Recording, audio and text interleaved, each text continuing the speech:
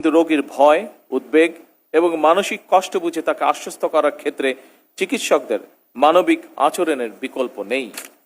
একথা আমরা সকলে উপলব্ধি করি।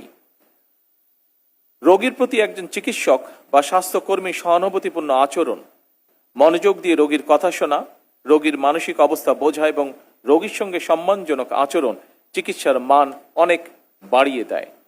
তবে একই সঙ্গে আমাদের এটিকে অবশ্যই মনে রাখতে হবে, চিকিৎসা সেবা এবং চিকিৎসা পরিবেশ নির্ভীক করতে সকল দায় দায়িত্ব চিকিৎসকের একক নয়।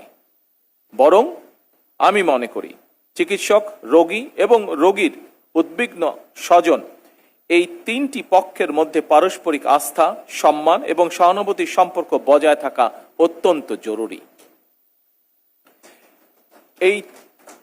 এই তিনের মধ্যে পারস্পরিক আস্থা এবং সম্মানের পরিবর্তে চিকিৎসকরা যদি নিরাপত্তাহীনতা অনুভব করেন কিংবা রোগী এবং রোগীর স্বজনরা যদি চিকিৎসকদের উপরে বিশ্বাস এবং মর্যাদা সম্পর্ক অনুভব না করেন, তাহলে আমরা যতই হাসপাতালের অবকাঠামোগত উন্নয়ন করি, চিকিৎসার জন্য বিদেশ বিমুখতা বন্ধ করা যাবে না।